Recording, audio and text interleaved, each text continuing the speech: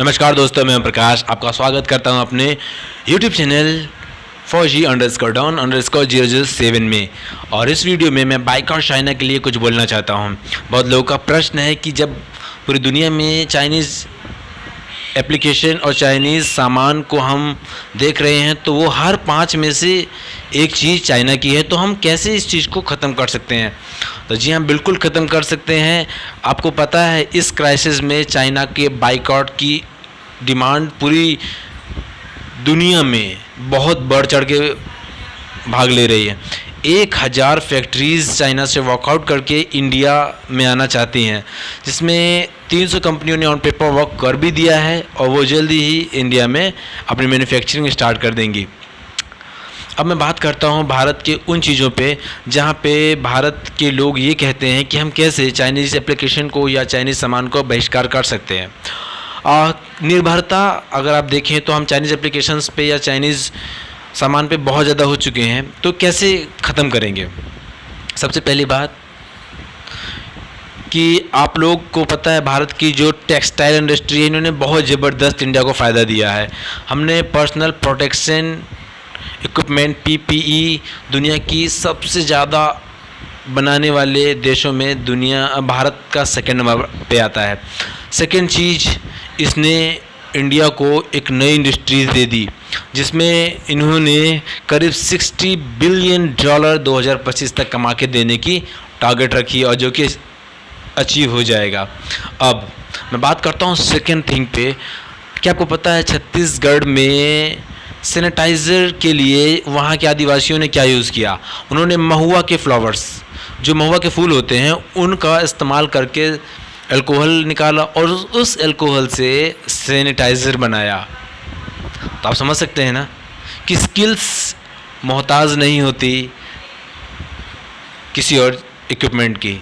Skills demands और दिमाग पे काम करते हैं। चलिए, तो वहाँ पे उन्होंने उस अल्कोहल से सैनिटाइज़ किया लोगों को और आगे बढ़ गए। तीसरी चीज़, क्या आपको पता है कि चाइना ने उस दवा को, जो लोग हाइड्रोक्सीक्लोरोक्विन का नाम जानते हैं, उसका रेट रातों रात 190% बढ़ा दिया, जिसको इंडिया ने अब हटा दिया है। अब इंडिया खुद उस दवा को बनाता है और दुनिया की सबसे बड़ी मैन्युफैक्चरिंग वो तब भी थी और अब भी है। क्या कर सकते हैं?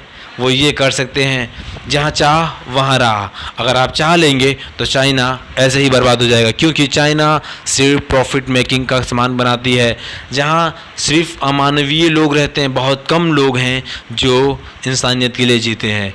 अगर आप चाहते हैं कि भारत दुनिया में सबसे ऊपर जाए, तो आज से ही चाइनीज़ एप्लीकेशंस को, चाइनीज़ सामान का बहिष्कार कीजिए। मुझे मालूम है कि ये एक दिन में पॉसिबल नहीं है।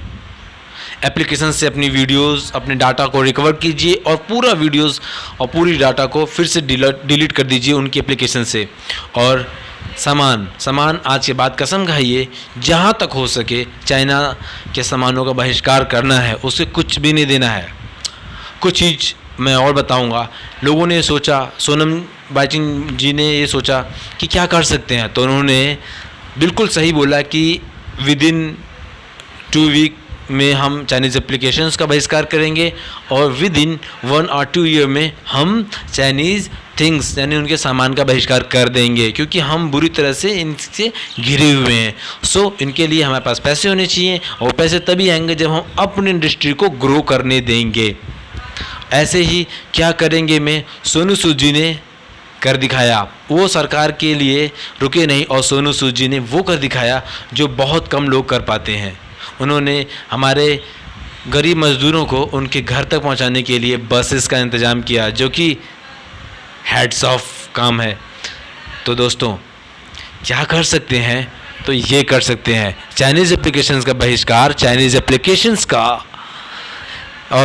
चाइनीज़ सामान का बहिष्कार कीजिए और देश की तरक्की में अपना सहयोग दें, क्योंकि बॉर्डर पर लड़ने वाला जवान तो लड़ता रहेगा और अंदर रहने वाले जवान की भी जिम्मेदारी है दोस्तों। बाइकआउट चाइना, और इस मुहिम में आप मेरे साथ होंगे। मुझे पूरा